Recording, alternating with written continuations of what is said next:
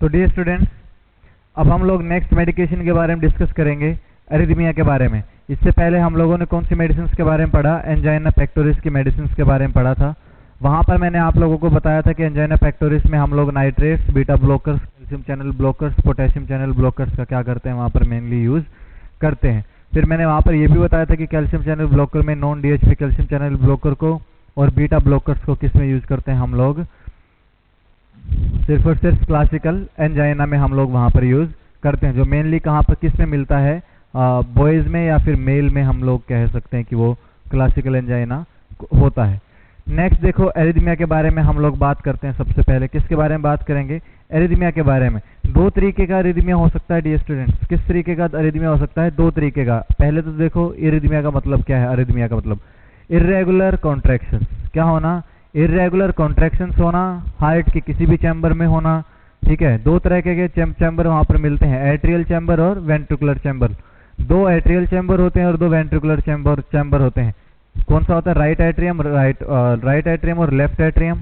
ठीक है, जिसकी लेंथ कितनी होती है? 2 to 3 mm। तो किसकी जो डायमीटर किसका होता है? 2 to 3 mm राइट एट्रियम का होता है, और 4 to 5 mm कौन सा होता है? हमारा लेफ्ट एट्रियम होता है। ठीक है, वैसे ही वेंट्रिकल्स की अगर हम लोग बात करते हैं तो वेंट्रिकल में 3 to 4 mm कौन सा होता है? राइट वेंट्रिकल होता है डायमीटर में, और 11 to 15 mm क्या होता है? Left ventricle. तो सबसे बड़ा चैम्बर कौन सा होता है? हमारा लेफ्ट वेंट्रिकल होता है सबसे बड़ा चैम्बर। और वहाँ पर प्रेशर भी क्या होता है? ब्लड का सबसे ज़्यादा होता है। वहाँ पर 70 to 110 mm ऑफ Hg या फिर 90 to 140 mm ऑफ Hg क्या हो सकता है? वहाँ पर ब्लड का प्रेशर हो सकता है। सबसे ज़्यादा प्रेशर, सबसे स्ट्रॉन्ग कॉन्ट्रैक्शन और सबसे ज़्यादा डायमीटर किसका मिलता है? लेफ्ट वेंट्रिकल का हमें मिलता है। अब देखो मैंने क्या लिखा है यहाँ पर? एरिथमिया। दो तरीके का एरिथमिया हो सकता है, एट्रियल एरिथमिया और वेंट्रिकुलर एरिथमिया। मतलब इर्रेगुलर कॉन्ट्रैक्शंस आ जाना किसमें? वेंट्रिकल में और एट्रियम में, उसको क्या बोल दिया जाता है? एरिथमिया उसको बोल दिया जाता है। ठीक है, अब ध्यान से सुनना, मैं थोड़ा सा एक ओवरव्यू दे देता हूँ यहाँ पर। मान लो कि ये कोई क्या हो रहा है हमारे पास, कुछ इस तरीके की क्या है हमारे पास ये कॉन्ट्रैक्शन हमें दिखाई देती है। ध्यान से सुनते चले जाना। कुछ इस तरीके का स्ट्रक्चर हम लोगों को वेव ऑफ कॉन्ट्रैक्शन का, जब हार्ट की स्टडी करते हैं, कुछ इस तरीके का हम लोगों को दिखाई देता है। तो अगर मैं आप लोगों से बात करता हूं बच्चों कि क्या होता है, देखो सबसे पहले ये क्या शो करता है ऊपर की तरफ कि क्या हो रहा है यहाँ पर? ये जो ऊपर की तरफ जाएगा ये तो क्या शो करता है? डीपोलराइजेशन। क्या होता है? डीपोलराइजेशन।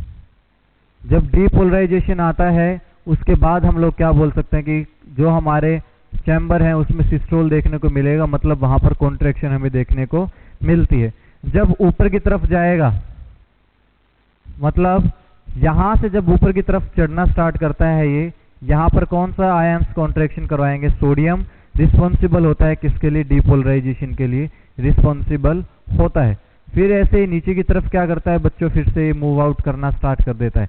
क्या करता है? फिर से नीचे की तरफ मूव आउट करना स्टार्ट कर देता है।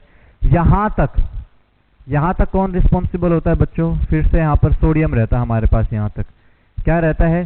सोडियम रहता है कि जब इसने ऊपर की तरफ मूव आउट करना स्टार्ट किया और यहाँ पर थोड़ा सा फ्लक्चुएट शो किया कि ऐसे नोड से एवी नोड की तरफ जाएगा जब कॉन्ट्रैक्शन, वेव ऑफ कॉन्ट्रैक्शन, तो यहाँ पर हल्का सा डिप्रेशन हमें देखने को मिलता है।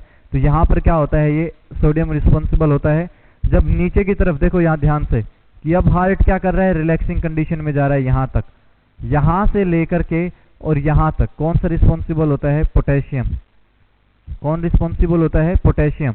इसको क्या बोला जाता है कि रिपोलराइजेशन जब होगी तो उसके लिए कौन रिस्पॉन्सिबल होगा बच्चों? पोटेशियम रिस्पॉन्सिबल होगा। और साथ में सोडियम की हेल्प कौन करता है? कैल्शियम भी हेल्प करता है वहां पर सिस्टोल को मेंटेन करने के लिए।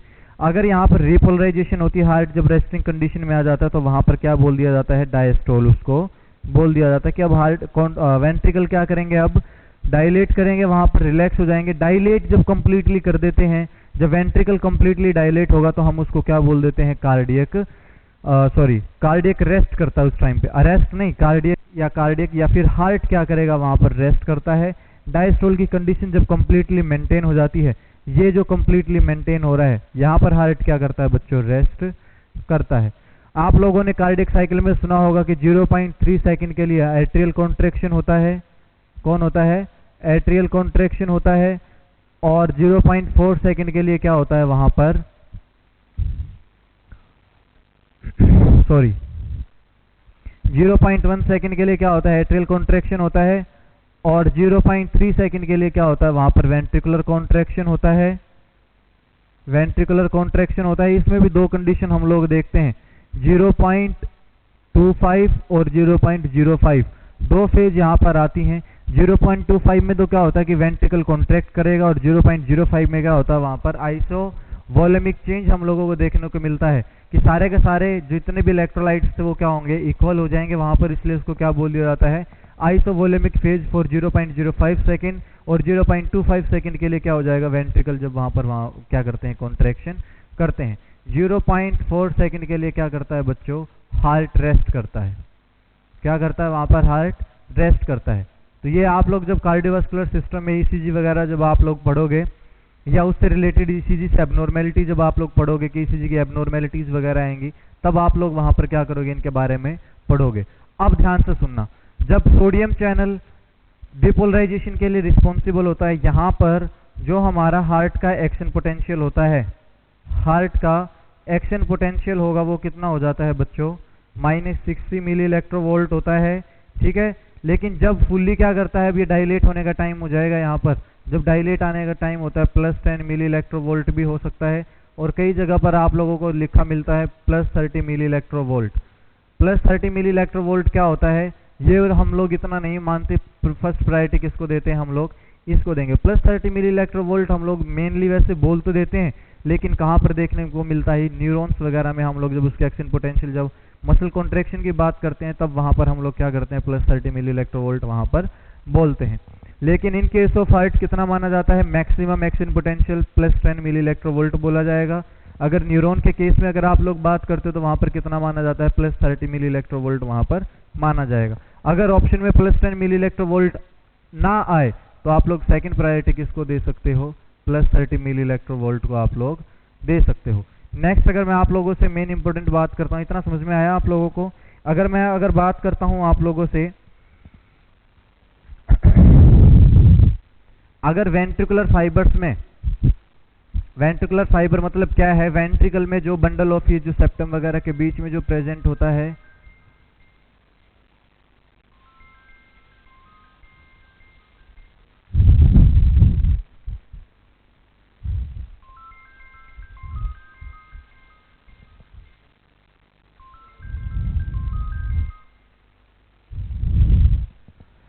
जब वहां पर क्या होता है, sorry guys, sorry for the interruption, तो वहां पर क्या होता है, देखो ध्यान से सुनना,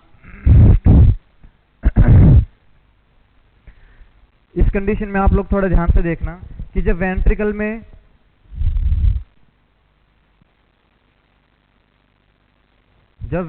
में डिपोलराइजेशन होता है,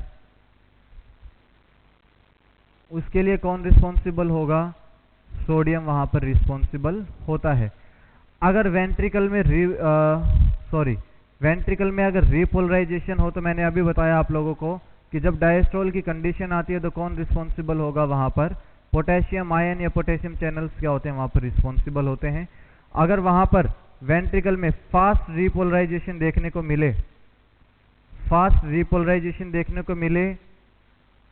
और अगर फास्ट डिपोलराइजेशन देखने को मिले, दोनों कंडीशंस अगर आप लोग देखते हो, फास्ट डिपोलराइजेशन और फास्ट रिपोलराइजेशन, ये दोनों कंडीशंस मिलकर के A + B दोनों मिलकर के क्या दिखाती हैं कि यार वहां पर क्या हो गया है, हार्ट में कंडक्शन रेट क्या हो गया है, फास्ट हो गया है। कंडक्शन रेट क्या हो गया है, फास्ट हो गया है, और क्या हो गया है वहां पर, इर्रेगुलर हो गया है। फास्ट और इर्रेगुलर वहां पर क्या हो गया है, ये कॉन्ट्रैक्शन हो गया है, जो क्या शो करता है हमारे पास, एरिथमिया, जो क्या दिखाएगा, एरिथमिया वहां पर शो करता है। ये आप लोग याद रखना। फास्ट डिपोलराइजेशन होगा और साथ में फास्ट डिपोलराइजेशन जब होता है, इन दोनों कंडीशंस मिलकर के क्या शो करते हैं कि हार्ट में कंडक्शन रेट क्या होगी, फास्ट हो गई है और इर्रेगुलर हो गई है। उसी कंडीशन को क्या बोल दिया जाता है वहां पर, एरिथमिया बोल दिया जाता है। ठीक है, अब देखो ध्यान से सुनना, यहां पर क्या हुआ था कि डिपोलराइजेशन के लिए सोडियम रिस्पॉन्सिबल है, और रिपोलराइजेशन के लिए पोटेशियम रिस्पॉन्सिबल है। जब फास्ट हो जाएंगी डिपोलराइजेशन और फास्ट हो जाएगी रिपोलराइजेशन, तब आप लोग वहां पर क्या देते हो, या आप लोग यहां पर सोडियम चैनल ब्लॉकर, ध्यान से सुनना, अब कंफ्यूज मत होना, सोडियम चैनल ब्लॉकर दोगे और साथ में क्या देते हो बच्चों, पोटेशियम चैनल ब्लॉकर। पहले तो क्या दे दिया, सोडियम चैनल ब्लॉक कर दिया, फास्ट डिपोलराइजेशन क्या हो जाएगा, कम हो जाएगा, डिक्रीज्ड फास्ट डिपोलराइजेशन। यह आप लोग याद रखना, किसकी वजह से, सोडियम चैनल ब्लॉकर की वजह से। अगर आप लोगों ने पोटेशियम चैनल ब्लॉकर दे दिया तो यहां पर क्या हो जाएगा, डिक्रीज फास्ट रिपोलराइजेशन। रिपोलराइजेशन यहां पर क्या हो जाएगा, ये डिक्रीज हो जाएगा। तो इसका मतलब क्या बोल सकते हैं कि अरिथमिया की कंडीशन में जो वेंट्रिकल्स वगैरह की कंडीशंस आती हैं, तब आप लोग वहां पर क्या कर सकते हो, सोडियम पोटेशियम चैनल ब्लॉकर दोनों वहां पर आप लोग दे सकते हो। लेकिन याद रखना, अगर आप लोगों से कोई पूछता है कि क्या वहां पर कैल्शियम चैनल ब्लॉकर हेल्पफुल होंगे, नहीं, वहां पर कैल्शियम चैनल ब्लॉकर हेल्पफुल नहीं होते। क्यों नहीं होते, ये देखो,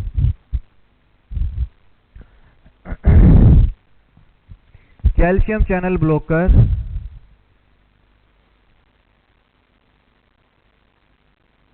is not helpful in arithmetic condition। खाली अगर आप लोग कैल्शियम चैनल ब्लॉकर देते हो, ये इतना हेल्पफुल नहीं होगा। क्यों, जब तक आप लोग सोडियम चैनल को ब्लॉक नहीं करते हो, जब तक अंदर सोडियम की एंट्री कम नहीं होगी, पोटेशियम चैनल की एंट्री बढ़ेगी नहीं, तब तक आप लोग डायस्ट्रोल को कंट्रोल नहीं कर सकते। सॉरी, हाँ, डायस्ट्रोल को कंट्रोल नहीं कर सकते, सॉरी डायस्ट्रोल नहीं, माफ करना, डिपोलराइजेशन। डिपोलराइजेशन को कंट्रोल कब तक नहीं कर सकते, जब तक वहां पर सोडियम चैनल की एंट्री को हम लोग ब्लॉक नहीं कर देते। डिपोलराइजेशन के टाइम पे क्या था, सॉरी, डिपोलराइजेशन के टाइम पे क्या था कि सिस्टोल हो रहा था, सोडियम चैनल करवाता था और पोटेशियम का लेवल वहां पर क्या हो जाना चाहिए था, हमारा बढ़ा हुआ होना चाहिए था। लेकिन सिर्फ और सिर्फ कैल्शियम चैनल ब्लॉकर से काम नहीं होगा, क्योंकि अकेला कैल्शियम क्या करवाता है, फास्ट और स्ट्रॉन्ग कॉन्ट्रैक्शन करवाता है। ठीक है, ये आप लोग याद रखना। नेक्स्ट अगर मैं आप लोगों से बात करता हूं, देखो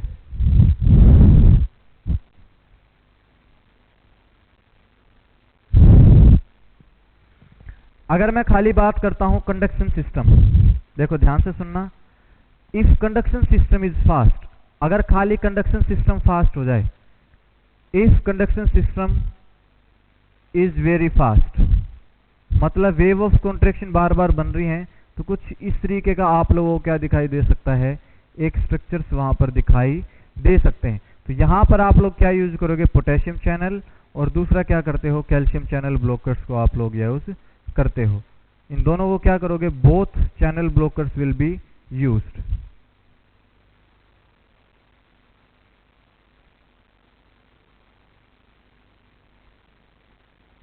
दोनों को क्या किया जाता है, वहां पर यूज किया जा सकता है, यह आप लोग याद रखना। दूसरा अगर मैं आप लोगों को बोलता हूं, देखो क्या हुआ भी, अब कंडक्शन वहां पर बहुत ज्यादा फास्ट हो रही है, तो मतलब क्या है कि वहां पर या तो कैल्शियम चैनल का लेवल बढ़ा है, ठीक है, और फिर साथ में क्या है, पोटेशियम चैनल वहां पर बढ़ रहा है। तो आप लोग इन दोनों को ब्लॉक कर देना, दोनों की एक्टिविटी कम होने की वजह से क्या हो जाएगा, वहां पर दोनों चैनल ब्लॉक होंगे, तो कंडक्शन सिस्टम क्या हो जाएगा, स्लो हो जाएगा। तो मैं यहां से क्या बोल सकता हूं, conduction system will be blocked, या मैं क्या बोल सकता हूं, कंडक्शन सिस्टम एक्टिविटी या conduction activity will be decreased, will be decreased, ये आप लोग याद रखना। अब मैं आप लोगों को एक ट्रिक बताता हूं बच्चों, कि कैसे कैसे आप लोग अपनी इन डिजीज कंडीशन को ट्रीट कर सकते हो, ध्यान से देखना आप।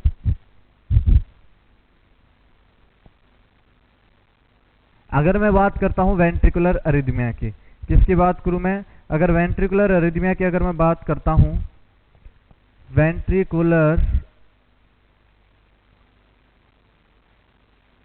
अरिथमिया की, वहां पर हम लोगों ने क्या क्या दिया, पहले दिया सोडियम चैनल ब्लॉकर, पहला क्या दिया बच्चों, पोटेशियम चैनल ब्लॉकर दिया, दूसरा क्या, सॉरी पहला क्या दिया, सोडियम चैनल, और दूसरा क्या दोगे आप लोग, पोटेशियम चैनल ब्लॉकर हम लोग वहां पर उसको प्रोवाइड कर देते हैं। Potassium channel blockers, sodium channel blockers हम लोग क्या कर देते हैं, वहां पर पेशेंट को प्रोवाइड करते हैं। अगर कहीं पर आप लोगों को देखने को मिलता है क्या, एट्रियल एरिथमिया, क्या देखने को मिलता है, एट्रियल एरिथमिया, तो आप लोग वहां पर कौन सी मेडिसिन यूज करते हो? देखो ध्यान से देखना, वहां पर आप लोग कैल्शियम चैनल ब्लॉकर, पहला क्या यूज करोगे, कैल्शियम चैनल ब्लॉकर। मैंने क्या बोला था, कंडक्शन सिस्टम अगर फास्ट हो जाए, कंडक्शन सिस्टम को कौन कौन मेंटेन करता है, conduction system is controlled by nodal cells. कौन सी सेल्स कंट्रोल करती हैं, नोडल सेल्स। और नोडल सेल्स कहाँ कहाँ मिलती हैं, एसए और एवी नोड में हम लोगों को देखने को मिलती हैं। तो मतलब क्या बोल सकता हूं मैं, एसए नोड और एवी नोड क्या करता है, कंडक्शन सिस्टम को कंट्रोल करता है, जिसकी वजह से एट्रियम में क्या आता है, कॉन्ट्रैक्शन आता है। सबको पता है कि wave of contraction S A node से जा करके एवी नोड पे आती है, तो एट्रियल कॉन्ट्रैक्शन होता है। अगर मैं कंप्लीट की बात करता हूँ, जब एसए नोड से wave of contraction AV node की तरफ जाएंगी, जब एवी नोड की तरफ जाने के बाद एवी नोड क्या करता है, इसको बैकमैन बंडल की तरफ ट्रांसफर कर देता है लेफ्ट साइड में। कहां पर ट्रांसफर करेगा, लेफ्ट साइड में। वापस एवी नोड पर जब कॉन्ट्रैक्शन आती है तो पहले लेफ्ट में एट्रियम क्या हो गया, कॉन्ट्रैक्ट हो गया। अब एसए नोड से एवी नोड की तरफ गई थी, एवी नोड ने बैकमैन बंडल को भेज करके वापस एवी नोड पे वेव ऑफ कॉन्ट्रैक्शन है, तो पहले एट्रियल कॉन्ट्रैक्शन हो गया, कौन सा, लेफ्ट एट्रियल हुआ। अब वहां से जब एवी नोड से जब वेव ऑफ कॉन्ट्रैक्शन वापस बंडल ऑफ हिज में जाएगी, तब हमारा राइट एट्रियम क्या होता है, कॉन्ट्रैक्ट होता है। हमेशा याद रखना, पहले लेफ्ट एट्रियम कॉन्ट्रैक्ट होगा, फिर राइट एट्रियम कॉन्ट्रैक्ट होता है, उसके बाद दोनों वेंट्रिकल क्या करते हैं, हमारे एक साथ कॉन्ट्रैक्ट करेंगे। तो पहला हम लोगों ने क्या दिया, कैल्शियम चैनल ब्लॉकर दिया।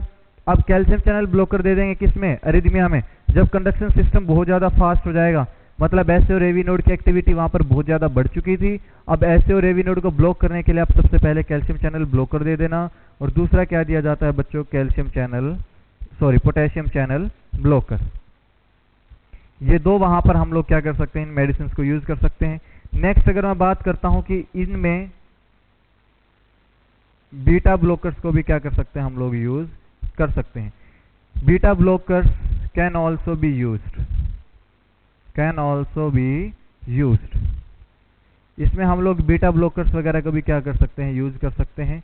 ठीक है, अब मैं बताऊंगा कि बीटा ब्लॉकर्स वगैरह कैसे यूज इसमें करते हैं। ठीक है, तो मैं अगर आप लोगों को अब क्लासिफिकेशन समझाऊं, classification of anti arithmetic medications, classification of anti arithmetic medications.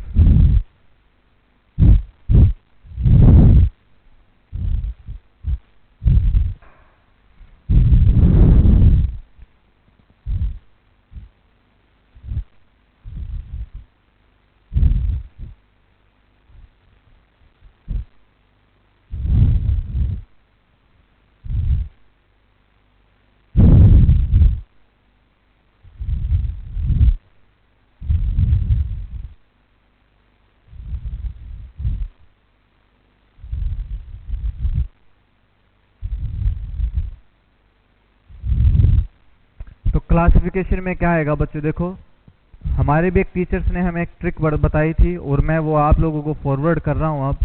तो देखो एक ट्रिक आती है यहां पर, सेब पका, सेब पका, सेब से याद रखना सोडियम चैनल ब्लॉकर, सोडियम सेब, स याद रखना सोडियम चैनल ब्लॉकर।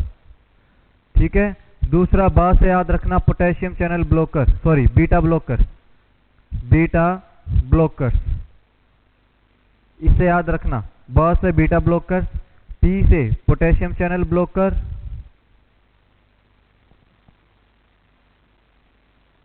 और का से याद रखना, का calcium channel blocker, calcium channel blocker. ये हम लोग क्या कर सकते हैं, यूज कर सकते हैं। कौन सी ट्रिक याद रखोगे आप लोग, सेब पका, ये आप लोग याद रखना। इससे सोडियम, इससे बीटा, इससे पोटेशियम और इससे कैल्शियम, CA का। ठीक है, ये आप लोग याद रखना। अगर मैं और फर्दर अगर आप लोगों से बात करता हूं सोडियम चैनल ब्लॉकर में, तो सोडियम चैनल ब्लॉकर की क्लासिफिकेशन क्या आती है, ध्यान से सुनना। सोडियम चैनल ब्लॉकर्स, यहां पर इसकी कितनी क्लासिफिकेशन आती है, 3, फर्स्ट ए, फर्स्ट बी और फर्स्ट सी। फर्स्ट ए में क्या आता है पहले, क्विनिडीन, और दूसरी क्या आती है यहाँ पर, प्रोकेनामाइड। क्या आती है बच्चों, क्विनिडीन और प्रोकेनामाइड। प्रोकेनामाइड क्या होता है, लिग्नोकेन का ही क्या माना जाता है, उसकी तरह ही इसको हम लोग माना जाता है इसको, ठीक है। दूसरे की अगर हम लोग बात करते हैं, लिग्नोकेन और फिनेटोइन, लिग्नोकेन और फिनेटोइन, लेकिन हम लोग फर्स्ट ए में लिग्नोकेन के नहीं रखते, फर्स्ट सेकंड कैटेगरी में या फर्स्ट बी कैटेगरी में हम लोग क्या रखते हैं, पहले लिग्नोकेन को रखते हैं। और दूसरा क्या आता है बच्चों लिग्नोकेन के बाद, फिनेटोइन। क्या आता है यहाँ पर, फिनेटोइन आएगा। और फर्स्ट सी कैटेगरी में हम लोग क्या रखते हैं, यहाँ पर ध्यान से सुनो,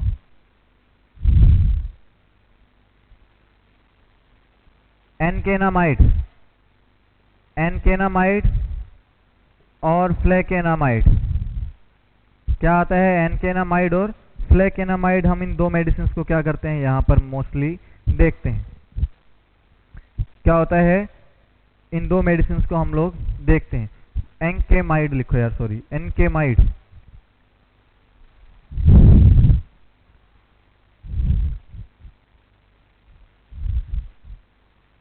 यहाँ पर स्पेलिंग ठीक करना आप लोग,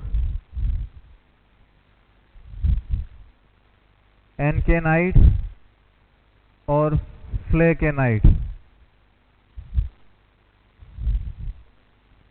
ये हम लोग क्या करते हैं, चार कैटेगरी आप लोग यूज करते हैं। जिपमर में एक क्वेश्चन पूछा गया था प्रोकेनामाइड से रिलेटेड, दूसरा क्वेश्चन पूछा गया था लिग्नोकेन के रिलेटेड कि which category of medication is used in arithmetic conditions of sodium channel blockers. Sodium channel blocker की कौन सी कैटेगरी हम लोग एरिथमिया कंडीशन में यूज करते हैं, फर्स्ट बी की कैटेगरी कौन सी आती है, वो लिग्नोकेन। और फर्स्ट ए में क्या यूज किया जाता है, प्रोकेनामाइड हम लोग यूज करते हैं। देखो कैसे यूज करते हैं, आप ध्यान से देखो। सबसे मोस्ट कॉमनली यूज कौन सी मेडिकेशन की जाती है इसमें से, लिग्नोकेन। कौन सी मेडिसिन यूज की जाती है, सबसे मेन इंपॉर्टेंट यहाँ पर लिग्नोकेन। तो देखो हम लोग लिग्नोकेन के बारे में हम लोग देख लेते हैं। लिग्नोकेन, लिग्नोकेन को मैंने आप लोगों को बताया था कि हम लोग क्या करते हैं, डिजॉक्सिन की टॉक्सिसिटी में इसको यूज करते हैं, और मायोकार्डियल इंफार्क्शन में भी इसको क्या किया जाता है बच्चों, वहां पर यूज किया जाता है। तो सबसे पहले हम लोग लिग्नोकेन के बारे में पढ़ेंगे। लिग्नोकेन को कहां पर यूज किया जाता है, देखो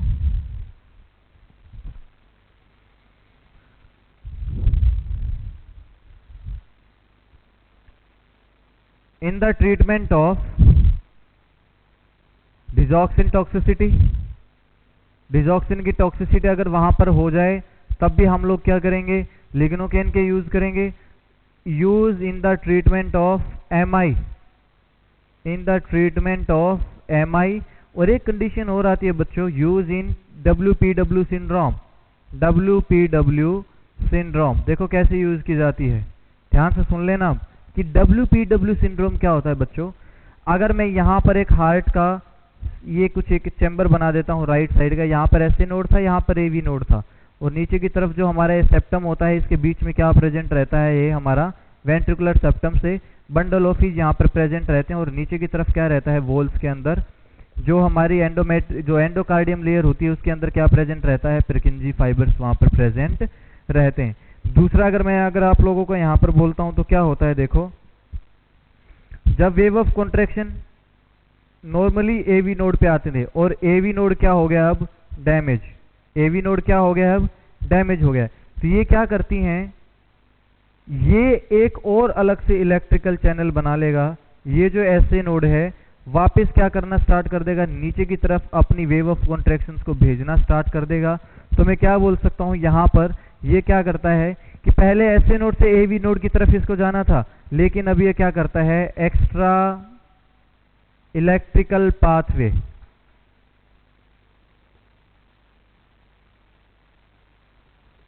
is formed in between right atrium and right ventricle by SA node with bundle of his या फिर पुरकिंजी फाइबर। पुरकिंजी फाइबर याद रखना, जो बंडल ऑफ हिज है ये तो 1893 में सर्च किए गए थे, और परकिंजी फाइबर कब सर्च किए गए थे? 1839। 93 का उल्टा कर देना। ये 2 ईयर्स में क्या किए गए थे? यहाँ पर डिस्कवर किए गए थे। पहला कहाँ पर डिस्कवर किया गया था? 1893 में बंडल ऑफ हीज को डिस्कवर किया गया था, और 1839 में परकिंजी फाइबर्स को क्या किया गया था? यूज किया गया था। आई थिंक ये क्लियर नहीं आ रहा आप लोगों को, मैं इसको क्लियर कर देता हूँ।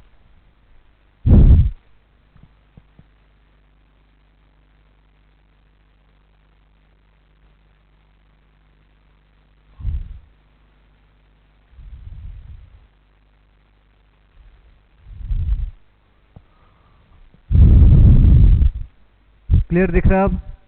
देखो, ये समझ में आया आप लोगों को कि ऐसे नोड एक एक्स्ट्रा इलेक्ट्रिकल पाथवे बना देता है, एक चैनल बना देता है ऐसे नोड से लेकर के बंडल ऑफ हिज और परकिंजी फाइबर के साथ में। ऐसी डिजीज क्या बोला जाता है? WPW syndrome, Wolff Parkinson's White syndrome. मैं इसके बारे में शायद पहले ही बता चुका हूं आप लोगों को। वॉल्फ पार्किंसंस वाइट सिंड्रोम, ये आप लोग याद रखना है। इसमें भी हम लोग कौन सी मेडिसिन को यूज करते हैं? लिग्नोकेन को मोस्टली यूज किया जाता है।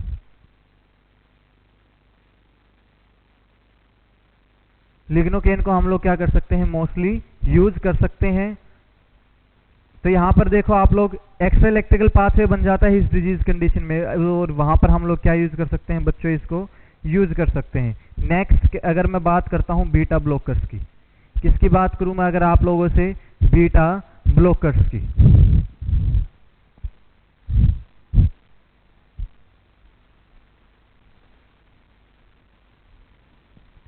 बीटा ब्लॉकर्स को मोस्टली कहां पर यूज किया जाता है बच्चों?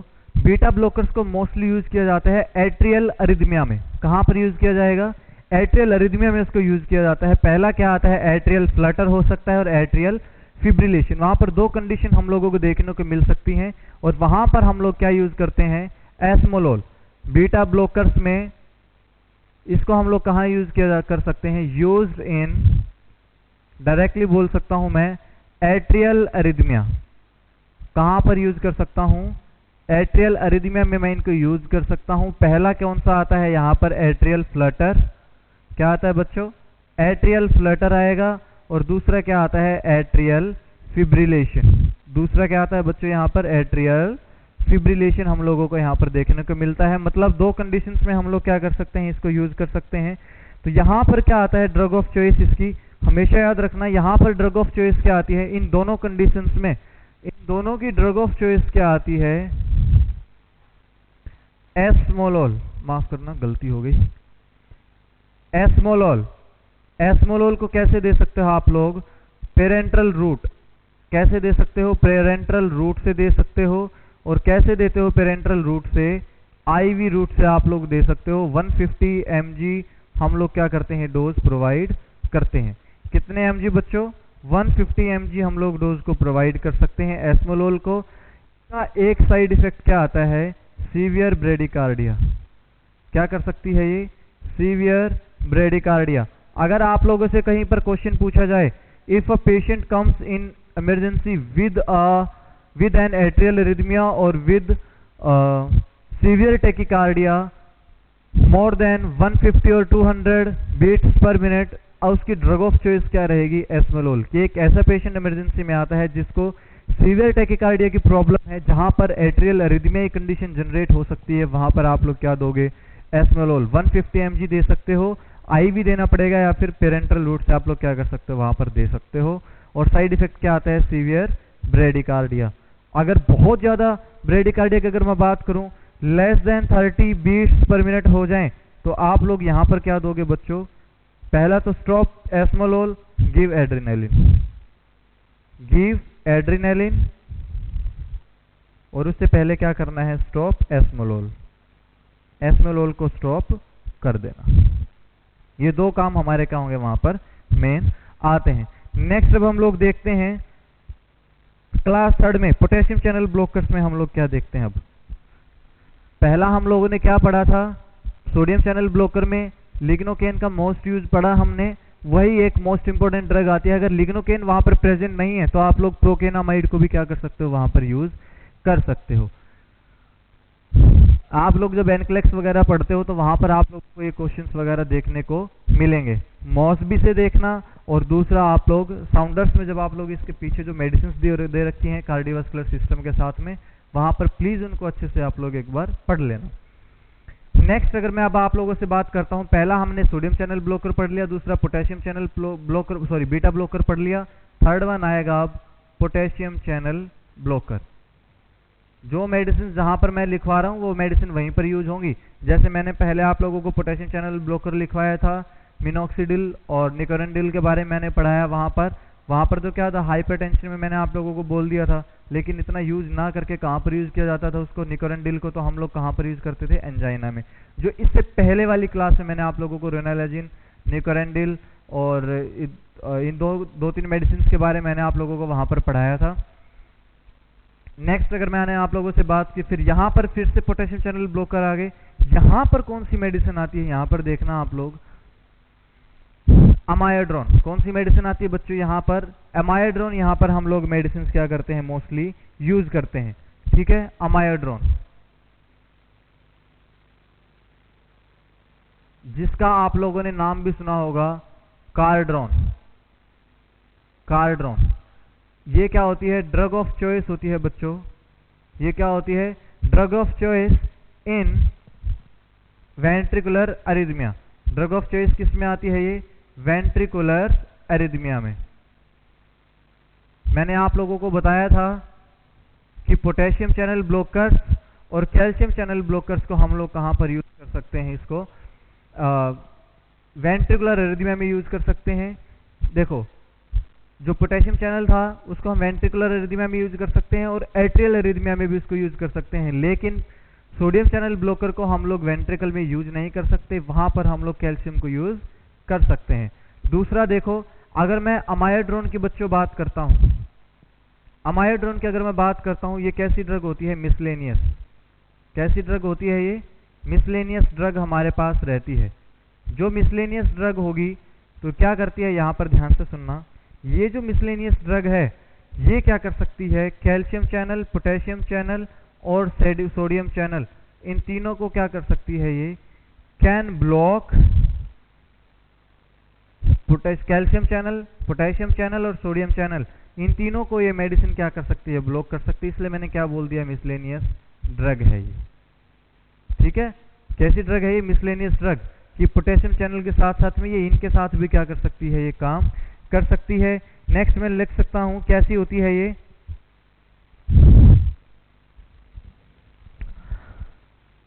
कैसी होती है, तो देखो अब ये कैसी है, कैल्शियम, पोटेशियम, सोडियम तीनों में काम करती है, तो कैसी मेडिसिन होती है, ये broad spectrum medicine. Broad spectrum medicine होती है, तो मैं क्या बोल सकता हूं, broad spectrum anti arrhythmic medicine.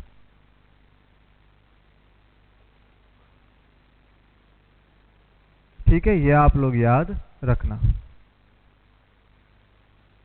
Broad spectrum anti arrhythmic medication, आप लोग इसको याद रखना, ठीक है। दूसरा अगर मैं आप लोगों को बोलता हूं, ये क्या की जाती है, ये जो एडिनोसिन है, सॉरी अमायोड्रोन जो है, can be used in every arrhythmia, can be used in every arrhythmia. इसको हम लोग हर अरिथमिया में यूज कर सकते हैं, चाहे वो कैसी हो, एट्रियल अरिथमिया हो, चाहे फिर वो वेंट्रिकुलर अरिथमिया हो। दूसरा हम लोग इसको कहां पर भी यूज कर सकते हैं, एंजाइना में भी यूज इसको कर सकते हैं।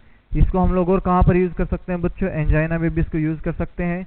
बोथ रूट, दो रूट से दी जा सकती है, आईवी रूट से भी दे सकते हो और ओरल रूट से भी आप लोग क्या कर सकते हो, इसको दे सकते हो। आईवी रूट से भी और ओरल रूट से भी आप लोग इसको क्या कर सकते हो, प्रोवाइड कर सकते हो। नेक्स्ट अगर मैं आप लोगों को बोलता हूं, अगर हम लोग इसको आईवी और ओरल रूट से भी दे सकते हैं, तो ध्यान से देखना, अगर इमरजेंसी में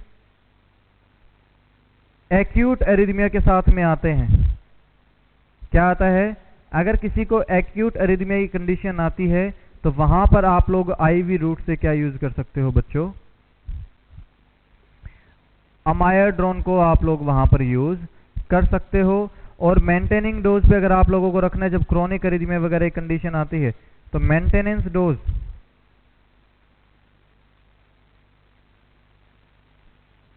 तो मेंटेनेंस डोज पर आप लोग क्या कर सकते हो, जो अमायोड्रोन है या फिर जो कार्ड्रोन है,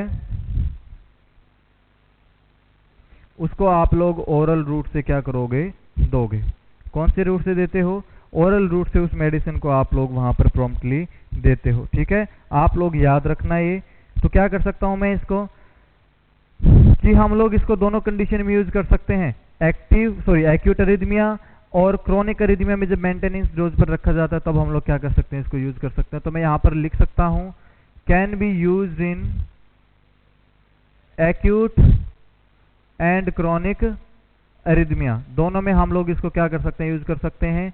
अगर एक्यूट की बात करते हो तो आईवी रूट, और क्रोनिक की बात करते हो तो ओरल रूट, जो मेंटेनिंग डोज हमारे यहाँ पर रखी जाती है। बहुत सारे पेशेंट्स ने देखा होगा कॉर्डोन के नाम से मेडिसिन आती है, जब आप लोग वार्ड वगैरह में पेशेंट्स को देखते हो, कार्डियक वार्ड में जब आप लोग देखते हो तो वहाँ पर, या फिर कार्डियक आईसीयू जो होता है वहाँ पर जब आप लोग देखते हो, सीसीयू वगैरह जिसको हम लोग बोलते हैं, वहाँ पर आप लोग कार्डोन का बहुत ही फ्रीक्वेंटली यूज करते हुए देख सकते हो स्टाफ को।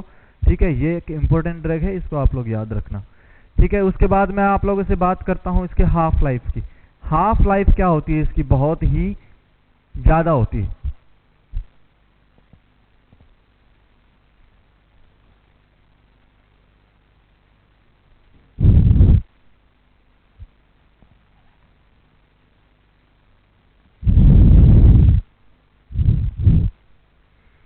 जो होती है हाफ लाइफ इसकी, ध्यान से देखना, हाफ लाइफ ऑफ अमायोड्रोन कितनी होती है, ध्यान से देखो, 3 to 8 वीक। 3 to 8 weeks. अगर मैं दिनों की बात करता हूं तो 21 to 56 डेज, 21 to 56 डेज यहां पर हम लोगों को देखने को मिलती है। कैसे होती है देखो बच्चों, ध्यान से सुनना। अब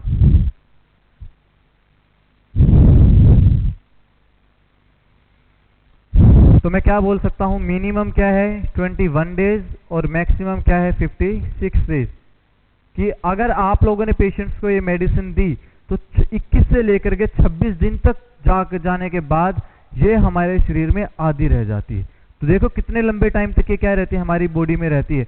तो मैं क्या कर सकता हूं, that's why it has more side effect. क्या होता है बच्चों, इसके पास बहुत ज्यादा साइड इफेक्ट हमें देखने को मिलते हैं। That's why it has more side effect, क्योंकि जिसका जितना ज्यादा हाफ लाइफ होगा उतना ही इसका क्या होता है, साइड इफेक्ट यहाँ पर होगा। तो मैं यहाँ पर क्या बोल सकता हूँ, इसलिए हम लोग इसको क्या नहीं करते, मोर रेगुलरली यूज नहीं कर सकते हैं, लेकिन हाँ हर कंडीशन में इसको हम लोग क्या कर सकते हैं, यूज कर सकते हैं। ठीक है, तो मैं यहाँ पर क्या बोल सकता हूँ आप लोगों को, सबसे पहले साइड इफेक्ट कौन सा आता है, सबसे पहला साइड इफेक्ट आएगा कॉर्नियल डिपोजिशन। क्या आता है बच्चों, कॉर्नियल डिपोजिशन यहां पर देखने को मिलता है। मतलब क्या करेगी ये मेडिसिन, डिपोजिट ऑन कॉर्निया। और कौन सी प्रॉब्लम्स आ सकती हैं, ocular problems can be seen, ocular problems can be seen. हम ऑक्यूलर प्रॉब्लम्स क्या कर सकते हैं, वहां पर देख सकते हैं। नेक्स्ट अगर मैं आप लोगों से बात करता हूं कॉर्नियल डिपोजिशन के बाद, दूसरा क्या आता है, मायोकार्डियल सप्रेशन। मायोकार्डियल सप्रेशन, देखो बच्चों ध्यान से सुनना। अब इसने क्या कर दिया है, अरिथमिया कंडीशन को ट्रीट करना स्टार्ट कर दिया है, लेकिन हमारी अगर मान लो हार्ट रेट 80 तक नॉर्मल आ गई, मान लो हमारी हार्ट रेट मेडिसिन के देने के बाद क्या हुआ, normal heart rate 80 beats per minute पे आ गई है। ठीक है, हार्ट रेट इतनी थी हमारी, मतलब नॉर्मल आज के ऑलमोस्ट। उसके बाद क्या होता है, स्टिल इन द बॉडी, या मैं क्या बोल सकता हूँ, स्टिल इन ब्लड प्लाज्मा। अभी भी मेडिसिन क्या है, ब्लड प्लाज्मा में है, इसका इफेक्ट अभी भी क्या रहेगा, इफेक्ट इज स्टिल कंटिन्यूअस। इसका इफेक्ट अभी भी क्या है, कंटिन्यू है, इफेक्ट इज स्टिल कंटिन्यू। तो ये क्या कर देगी, और हार्ट रेट को डिक्रीज कर देगी। क्यों करती है, because it decrease myocytes activity, myocytes की एक्टिविटी को कम कर देगी। और मायोसाइट्स कहाँ पर प्रेजेंट होती हैं, मायोकार्डियम में प्रेजेंट होती हैं, इसलिए क्या बोल दिया गया, मायोकार्डियल सप्रेशन ये कॉज करती है। नेक्स्ट अगर मैं आप लोगों से बात करता हूं लंग फिब्रोसिस। लंग फिब्रोसिस ये कंडीशन जनरेट कर सकती है। कैसे जनरेट करती है? ये यहाँ पर ऑक्सीजन की डिमांड को क्या करती है? इर्रेगुलर करती रहती है, कभी ज़्यादा होंगे कभी कम होंगे, जिसकी वजह से लंग पैरेन्काइमा में वहाँ पर प्रोलिफरेशन होना स्टार्ट हो जाएगा उसकी सेल्स में। अपनी अगर वहाँ पर कम होगी तो वो सेल्स क्या करेंगे? अपने नंबर को बढ़ाने की कोशिश करेंगे for the more exchange of gases. जितना ज़्यादा गैसेज के एक्सचेंज के लिए वो सेल्स क्या करेंगी? प्रोलिफरेट करेंगी। वहाँ पर क्या हो जाता है? लंग फाइब्रोसिस हम लोगों को देखने को मिल सकता है। एक नेक्स्ट साइड इफेक्ट आता है बच्चों थायराइड का, थायराइड प्रॉब्लम।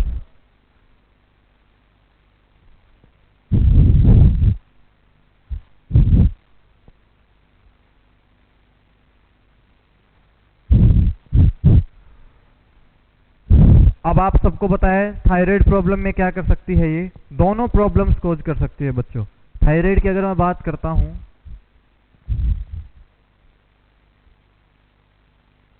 थायराइड में क्या साइड इफेक्ट आता है इसका? फोर्थ साइड इफेक्ट डाल लेना। हाइपोथायराइडिज्म भी कोज कर सकती है। ये हाइपोथायराइडिज्म कोज कर देगी और हाइपरथायराइडिज्म भी ये क्या कर सकती है? कोज कर सकती है। कैसे करेगी? या तो T4 और T3 के लेवल को बढ़ा देगी, या फिर क्या करेगी? T4 और T3 के लेवल को कम कर देगी। विद द इफेक्ट और TSH का लेवल इंक्रीज भी हो सकता है और TSH का लेवल यहाँ पर कम हो सकता है और यहाँ पर क्या हो सकता है? ज़्यादा हो सकता है। जब आप लोग इसको टेस्ट करते हो तो यहाँ पर क्या होगा? जो हाइपोथायराइडिज्म होगा यहाँ पर तो क्या होगा? Cold sensitive. पेशेंट कैसा होगा? कोल्ड सेंसिटिव होगा। और हाइपरथायराइडिज्म में क्या होता है? Hot sensitive. हाइपोथायराइडिज्म में क्या होता है कि हमारा मेटाबॉलिज्म क्या हो जाता है? बिल्कुल स्लो हो जाता है। मेटाबॉलिक रेट या बेसल मेटाबॉलिक रेट क्या हो जाती है? बेसल मेटाबॉलिक रेट के बिल्कुल कम होने की वजह से वहां पर फैट का डिपोजिशन क्या हो जाता है? इंक्रीज हो जाएगा फैट का डिपोजिशन। जब फैट का डिपोजिशन बहुत ज़्यादा होगा तो क्या होगा? हीट जनरेशन बिल्कुल क्या हो जाएगा? डिक्रीज। हीट जनरेशन क्या होगा? बिल्कुल कम हो जाएगा। तो मैं क्या बोल सकता हूं? बॉडी टेम्परेचर कितने से कम चला जाएगा बच्चों? Less than 96 degree Fahrenheit. तो यहाँ पर पेशेंट को क्या हो जाएगी? कपकपी चढ़नी स्टार्ट हो जाएगी, शिवरिंग होगी, उसको ठंड लगना स्टार्ट हो जाएगा। अगर मैं हॉट सेंसिटिव की बात करता हूँ तो यहाँ पर BMR क्या हो जाएगा? इंक्रीज होगा। तो फैट का मेटाबॉलिज्म, यहाँ पर मैं पूरा लिख देता हूँ, फैट का डिपोजिशन क्या हो रहा था यहाँ पर बच्चों? इंक्रीज हो रहा था। फैट का डिपोजिशन इंक्रीज हो रहा था और फैट का मेटाबॉलिज्म क्या होता था? यहाँ पर कम हो रहा था। फैट का मेटाबॉलिज्म क्या होता था? डिक्रीज। लेकिन यहाँ पर BMR जब इंक्रीज हो गई हाइपरथायराइडिज्म में, फैट का डिपोजिशन तो क्या हो जाएगा? कम होगा। लेकिन फैट का मेटाबॉलिज्म क्या हो जाता है? यहाँ पर फास्ट होगा, क्योंकि BMR क्या हो गया? यहाँ पर बिल्कुल फास्ट हो चुकी है। जब ऐसी कंडीशन आप लोगों को देखने को मिलती है तो हीट जनरेशन क्या हो जाती है? इंक्रीज हो जाती है। हीट जनरेशन क्या हो जाती है? इंक्रीज हो जाएगी। और पेशेंट को हम लोग क्या बोल सकते हैं? जो बॉडी टेम्परेचर है वो बहुत ज़्यादा बढ़ जाता है, या मैं क्या बोल सकता हूँ? बॉडी टेम्परेचर में मोर देन 104 डिग्री फ़ारेनहाइट से क्या हो जाएगा? ज़्यादा हो सकता है। यहाँ पर पेशेंट को क्या होती है? हॉट फीलिंग, मतलब पेशेंट को ऐसा लगता है कि बहुत ज़्यादा शरीर गर्म हो गया है, गर्मी लगती है। तो जो कोल्ड सेंसिटिव वाला पेशेंट होगा यहाँ पर तो पेशेंट को क्या लगती है? ठंड लगने लगेगी, ठंड लगना। और हॉट सेंसिटिव वाले पेशेंट को गर्मी लगेगी। क्या होगी? यहाँ पर बहुत ज़्यादा गर्मी लगना उसको स्टार्ट हो जाएगी। तो ये किसके साइड इफेक्ट थे बच्चों? 4 साइड इफेक्ट हम लोगों ने अमाइड्रोन के बारे में पढ़े। किसकी वजह से? क्योंकि उसकी जो हाफ लाइफ थी वो बहुत ज़्यादा होती है। पहला साइड इफेक्ट कॉर्नियल डिपोजिशन पढ़ा है कि कॉर्निया पे डिपोजिट होने की वजह से क्या हो जाता है? वहाँ पर ओक्यूलर प्रॉब्लम्स आ सकते हैं। दूसरा मैंने क्या बोला आप लोगों को कि दूसरा क्या आता है? मायोकार्डियल सप्रेशन करता है, क्योंकि मायोकार्डियम में क्या करता है? ये वहाँ पर मायोसाइट्स को क्या कर देगा? सप्रेस कर देगा। हार्ट रेट को पहले नॉर्मल किया था लेकिन फिर कम कर देगा बिल्कुल। तीसरा मैंने आप लोग क्या बताया था? Lung fibrosis. वहाँ पर ऑक्सीजन की क्या करता है? इरेगुलर ये क्या करता है? वहाँ पर एक्सचेंज में हेल्प करता है। अगर इरेगुलर होगा तो वहाँ पर सेल्स अपने आप को प्रोलिफरेट करना स्टार्ट कर देंगे for the maximum exchange of gases for their self survival और for the elimination of CO2। तो नेक्स्ट फिर मैंने क्या बोला आप लोगों को कि यहाँ पर हाइपर थायराइड में क्या प्रॉब्लम हो सकती है? हाइपरथायराइडिज्म और हाइपोथायराइडिज्म हो सकता है। हाइपर में T3 T4 का लेवल बढ़ेगा तो TSH का लेवल क्या होगा? वहाँ पर कम देखने को मिलेगा। और हाइपोथायराइडिज्म में जब T3 T4 का लेवल कम होता है तो वहाँ पर TSH का लेवल हमें बढ़ा हुआ दिखाई दे सकता है, क्योंकि कैसा है ये? सिक्रेटिंग हार्मोन होता है ये, ठीक है, thyroid stimulating hormone TSH।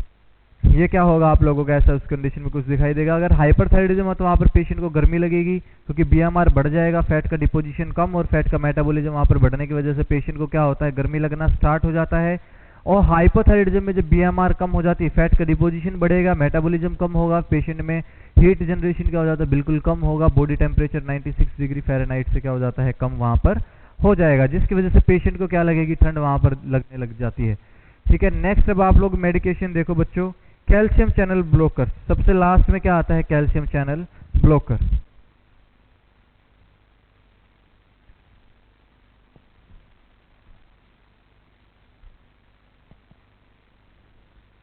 Calcium channel blocker में मैंने आप लोगों को एक ड्रग बताई थी, वेरापैमिल। मैंने क्या बोला था, वेरापैमिल हम लोग वहां पर यूज करेंगे। कहां पर यूज करने के लिए बोला था मैंने वेरापैमिल को, एरिथमिया में हम लोग क्या करते हैं उसको यूज, सॉरी सुप्रावेंट्रिकुलर टैकीकार्डिया में क्या करते हैं उसको हम लोग यूज करने के लिए मैंने आप लोगों को बताया था। और क्या क्या करते हैं देखो कैल्शियम चैनल ब्लॉकर में,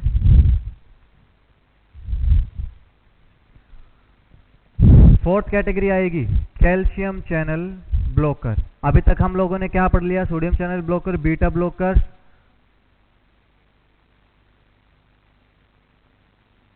पोटेशियम चैनल ब्लॉकर्स, और अब क्या पढ़ेंगे अब हम लोग कैल्शियम चैनल ब्लॉकर। कौन से कैल्शियम चैनल ब्लॉकर यहां पर यूज किया जाता है, non DHP calcium channel blocker हम लोग क्या करते हैं यहां पर मेनली यूज करते हैं। देखो कौन कौन सी मेडिसिन सबसे पहले हम लोग यहां पर यूज करेंगे, वेरापैमिल। क्या यूज करते हैं बच्चों यहां पर, verapamil used in supraventricular tachycardia, supraventricular tachycardia SVT। कहां पर यूज किया जाता है बच्चों इसको, सुप्रावेंट्रिकुलर टैकीकार्डिया में इसको यूज किया जाएगा। अगर मैं इसकी डोज की बात करता हूं बच्चों, तो देखो डोज कैसे कैसे यूज की जाती है।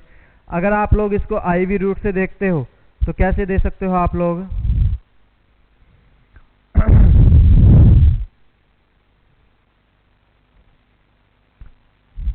2.5 mg से लेकर के 5 mg तक आप लोग क्या दे सकते हो, इसको दे सकते हो ओवर 2 मिनट। कितनी देर में दे सकते हो, ओवर 2 मिनट। 2 मिनट में आप लोग इसको क्या कर सकते हो, वहां पर हम लोग दे सकते हैं। दूसरा ध्यान से सुनना, 2.5 mg से लेकर के 5 mg ओवर 2 मिनट किस रूट से देते हो आप लोग, IV रूट से हम लोग दे सकते हैं। अगर स्टिल नॉट इफेक्टिव, अगर अभी भी ज्यादा इफेक्टिव नहीं है, स्टिल नॉट इफेक्टिव, तो आप लोग क्या कर सकते हो, इसको repeat after 30 minute, repeat after 30 minute. फिर आप लोग इसको वापस क्या कर सकते हो, 30 मिनट के बाद रिपीट कर सकते हो। कितनी डोज दे सकते हो, इसकी डबल कर देना, 10 से 12 mg फिर से आप लोग क्या कर सकते हो, वहां पर 10 to 12 mg क्या कर सकते हो, पेशेंट को एडमिनिस्टर कर सकते हो। और कैसे कर सकते हो, IV रूट से उस पर्टिकुलर पेशेंट को हम लोग दे सकते हैं। अगर मैं बात करता हूं, ये तो IV रूट हो गया, कौन सा रूट हुआ ये, IV। अगर मैं आप लोगों से नेक्स्ट बात करता हूं ओरल रूट की, किसकी बात करूं, ओरल रूट की। अगर खाली टैबलेट अगर आप लोग देते हो तो 40 to 80 mg क्या कर सकते हो, BD, और फिर क्या कर सकते हो, TDS, दिन में 3 बार आप लोग उस पर्टिकुलर पेशेंट को दे सकते हो। ठीक है,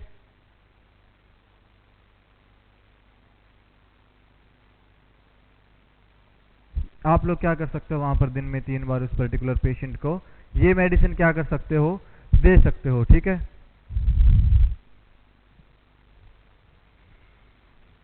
क्या कर सकते हो, दे सकते हो। ठीक है, नेक्स्ट अब आप लोग देखना ओरल रूट से। अगर मैं कैप्सूल की बात करता हूं ओरल रूट से,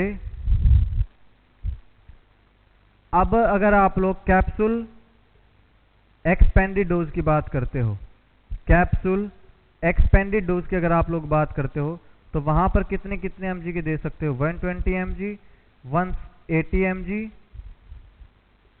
240 mg और 300 mg। अगर इतनी इतनी डोज अगर आप लोग देते हो ना बच्चों, तो इसको वंस अ डे देना, दिन में एक बार। देखो 120 mg 40 को कितनी बार किया आप लोगों ने, ध्यान से देखना, 40 को 3 बार कर दो मल्टीप्लाई, एक दिन में 1 बार दे दो, दिन में 3 बार दे रहे थे, 43 जा 120, ठीक है। ऐसे ही अगर डोज बढ़ाते चले जाएं, ये तो हम लोग क्या कर सकते हैं, मोस्ट कॉमनली अडल्ट में यूज करते हैं, जिसकी एज कितने से ज़्यादा हो, मोर देन 40 नहीं 36 ईयर्स।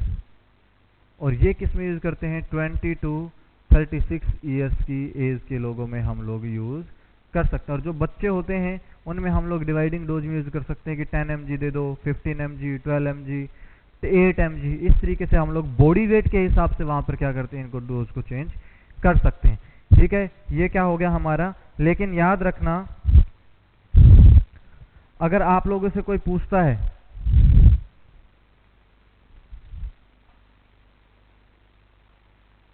एक मिनट रुको, अगर कोई आप लोगों से पूछता है बच्चों, अगर कोई आप लोगों से पूछता है कि सुप्रावेंट्रिकुलर टैकीकार्डिया में आप लोगों ने वेरापैमिल को यूज किया, तो कौन से सुप्रावेंट्रिकुलर टैकीकार्डिया में यूज करते हो, क्रॉनिक सुप्रावेंट्रिकुलर टैकीकार्डिया।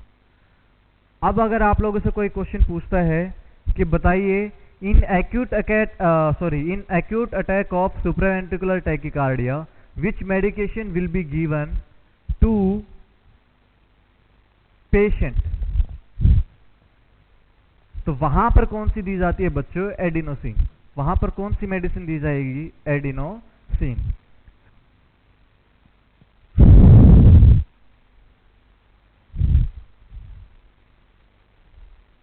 अगर आप लोगों से कोई पूछा जाता है drug of choice to terminate acute attack of supraventricular tachycardia, और अगर कोई आप लोगों से पूछ ले paroxysmal supraventricular tachycardia की ड्रग ऑफ चॉइस, हमेशा आंसर करना बच्चों आप लोग एडिनोसिन। क्या आएगी मेडिसिन वहां पर, एडिनोसिन वहां पर आएगी। ये इंपॉर्टेंट क्वेश्चन होता है।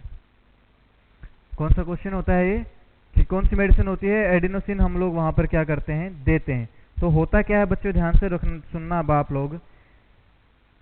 अगर डॉक्टर बोलता है कि पेशेंट को सिंगल डोज दे दो, सिंगल डोज, और हमेशा याद रखना इसका हाफ लाइफ बहुत कम होता है, ध्यान से देखना कि कैसे हाफ लाइफ होता है।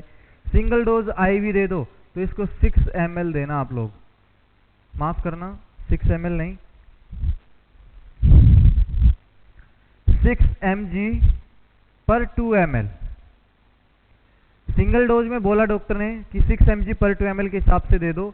अगर डबल स्ट्रेंथ के हिसाब से बोलते हैं, अगर डॉक्टर बोले कि डबल स्ट्रेंथिंग डोज दे दो, डबल स्ट्रेंथ डोज की अगर हम लोग बात करते हैं, तो वहां पर क्या आता है बच्चों, 12 mg पर 4 ml। मतलब इसका डबल करके आप लोग पेशेंट को क्या कर सकते हो, दे सकते हो।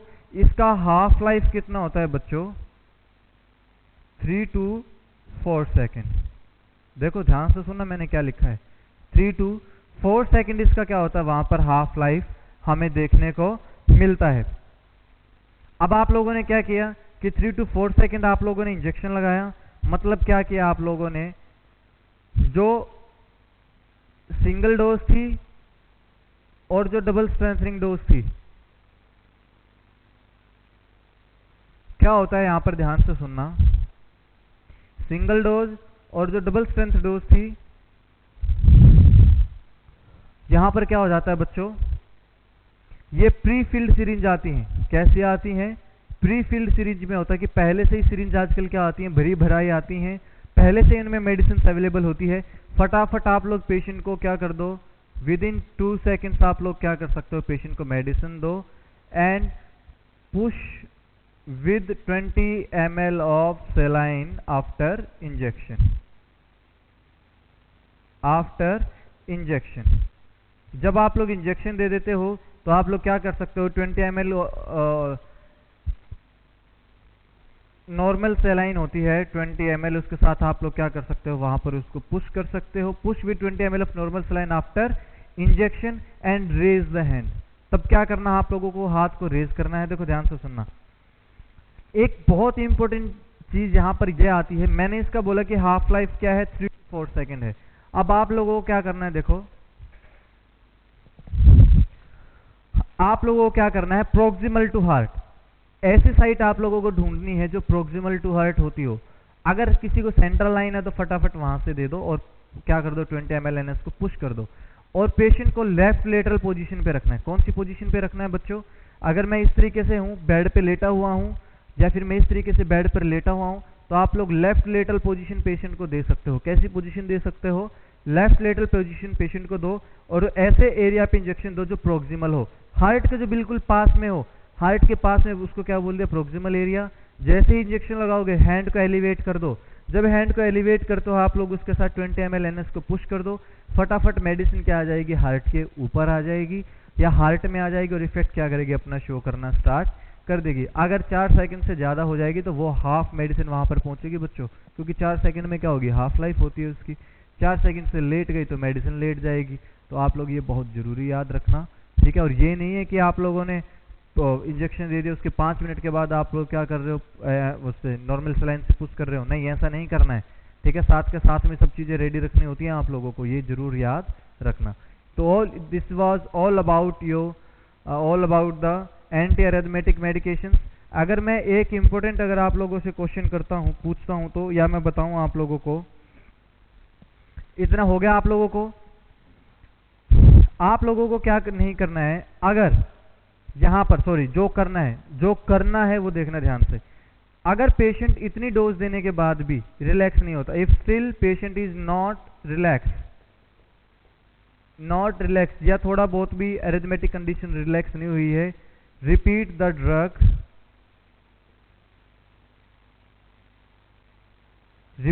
Drug after 10 to 15 minute.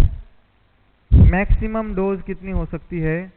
Maximum dose up to 30 mg आप लोग उसको दे सकते हो, लेकिन याद रखना उसमें 12 mg भी ऐड कर लेना। मैक्सिमम आप लोग दूसरी सेकंड टाइम डोज पर 18 mg और दे सकते हो, और 12 mg को अगर आप लोग ऐड करते हो तो कितना हो जाएगा? 30 mg। अलग से 30 mg नहीं देना है, अप टू 30 mg इस 12 mg को मिला करके देना है। दूसरा, अगर मैं आप लोगों को एक इंपॉर्टेंट पॉइंट बताता हूं कि एडिनोसिन को कहां पर यूज मत नहीं करना है आप लोगों को, तो देखो, adenosine should not be used in asthmatic patient. जो एडिनोसिन मेडिसिन होगी उसको अस्थमैटिक पेशेंट में नहीं यूज करना है। Adenosine medicine should not be used in asthmatic patient.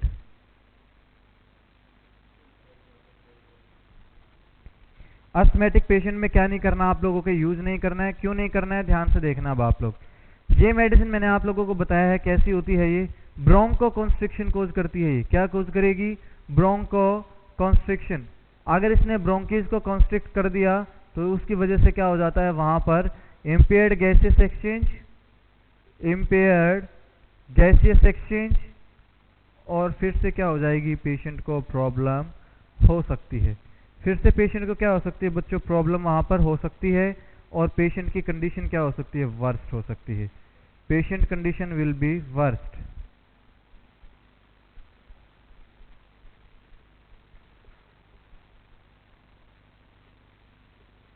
Patient condition will be worst, तो इसको आप लोग वहां पर यूज नहीं करोगे। ये इंपॉर्टेंट फैक्टर था किसके लिए? ये हमारी एंटी एरिथमेटिक मेडिकेशंस यहाँ पर कंप्लीट होती हैं बच्चों। नेक्स्ट क्लास में हम लोग डिस्कस करेंगे मेडिसिन के बारे में। तो वो हमारी मेडिसिन कौन सी आएंगी?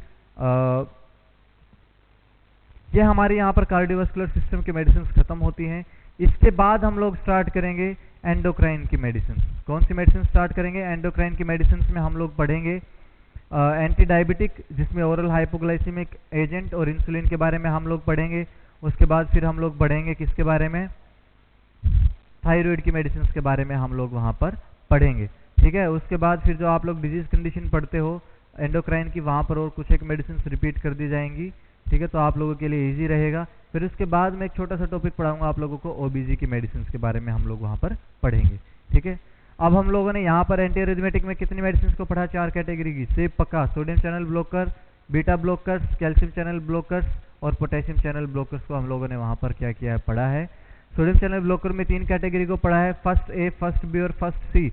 फर्स्ट ए में क्या पढ़ा हम लोगों ने? क्विनिडीन, प्रोकेनामाइड, फर्स्ट बी में लिग्नोकेन और फिनेटोइन, और थर्ड में क्या पढ़ा हम लोगों ने, एनकेनाइड और फ्लेकेनाइड, ये दो मेडिसिन को हम लोगों ने पढ़ा था। लिग्नोकेन का मैंने आप लोगों को बताया था कि क्या क्या किया जाता है, इसको कहाँ पर यूज़ किया जाएगा, एमआई में यूज़ किया जाता है, वेंट्रिकुलर एरिथमिया में आप लोग इसको यूज़ कर सकते हो। और थर्ड वन कहाँ पर यूज़ किया जाता है इसको,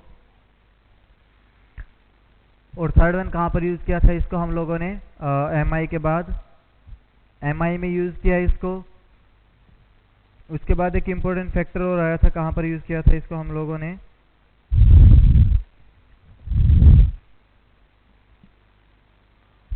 थर्ड वन हम लोगों ने इसको यूज़ किया था WPW सिंड्रोम में, WPW सिंड्रोम में, वॉल्फ पार्किंसंस वाइट सिंड्रोम में हम लोगों ने इसको यूज़ किया था, जहाँ पर क्या हुआ था, एक्स्ट्रा इलेक्ट्रिकल पाथवे बना दिया था एसए नोड से बंडल ऑफ हीज या फिर परकिंजी फाइबर तक क्या हो गया था, वहाँ पर जनरेट हो गया था, एक अलग पाथवे वहाँ पर बन चुका था।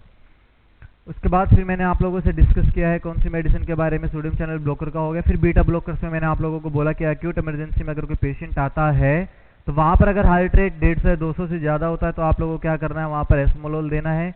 एस्मोलोल को कितनी डोज देनी है, वहाँ पर आप लोगों को पेरेंटली आईवी 150 mg आप लोग क्या कर सकते हो, दे सकते हो।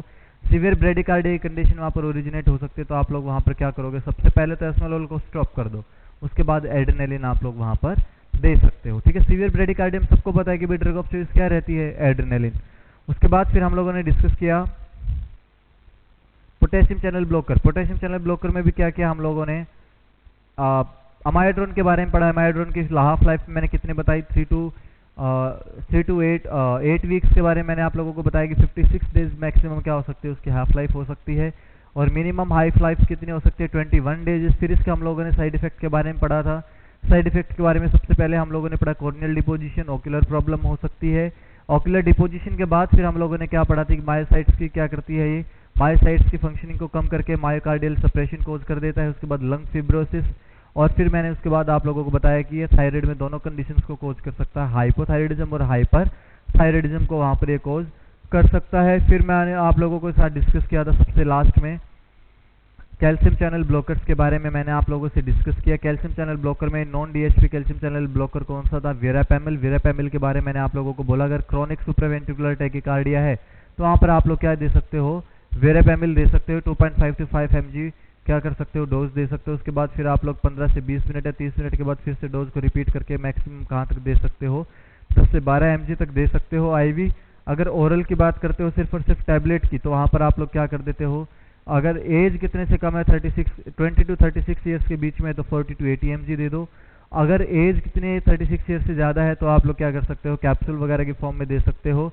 120 mg, 180, 240, 300 और 360 mg के हिसाब से आप लोग क्या कर सकते हो, वहाँ पर पेशेंट्स को मेडिसिन प्रोवाइड कर सकते हो। फिर उसके बाद हम लोगों ने मेडिसिन के बारे में डिस्कस किया था, कौन सी मेडिसिन थी वो एडिनोसिन मेडिसिन के बारे में डिस्कस किया। हाफ लाइफ बहुत ही कम होने की वजह से क्या किया जाता है, इसको फटाफट proximal area near to heart में क्या किया जाता है, आईवी के थ्रू इसको एडमिनिस्टर किया जाता है। उसके बाद फिर 20 ml of normal saline bolus के साथ क्या कर दिया जाता है, पुश या फिर फ्लश कर दिया जाता है, जिसकी वजह से क्या कर सकती है, मेडिसिन जल्दी से हार्ट पे पहुंच सकती है। या फिर पेशेंट को लेफ्ट लेटरल पोजीशन दो और हैंड को क्या कर देना, आप लोगों को एलिवेट कर देना है। ये कंडीशन मैंने फिर आप लोगों को बताई थी। अगर फिर से भी कंडीशन अगर वहाँ पर रिट्राइव नहीं होती है, रिवर्ट बैक नहीं होती, तो आप लोग 15 से 20 मिनट या मैक्सिमम 30 मिनट के अंदर अंदर क्या कर सकते हो, 30 mg तक मैक्सिमम डोज आप लोग प्रोवाइड कर सकते हो। 12 mg ऑलरेडी आप लोग पहले दे चुके हो डबल स्ट्रेंथ में, और उसमें 18 mg और ऐड कर दो 30 mg हो जाएगा। अगर आप लोग सिंगल डोज की बात करते हो तो 6 mg पर 2 ml के हिसाब से आती है, और डबल डोज की बात करते हो तो 12 mg पर 4 ml के हिसाब से हम लोग क्या कर सकते हो, उस पर्टिकुलर पेशेंट को दे सकते हैं। ये हमारी क्या हुई थी, यहाँ पर इन मेडिसिन के बारे में हम लोगों ने डिस्कस किया था। नेक्स्ट जब हम लोग मेडिसिन के बारे में पढ़ेंगे, वो कौन सी मेडिसिन के बारे में पढ़ेंगे, एंडोक्राइन डिसऑर्डर्स के बारे में हम लोग वहाँ पर पढ़ेंगे। ठीक है, उनकी जो मेडिसिन होगी उनके बारे में पढ़ेंगे। Thank you.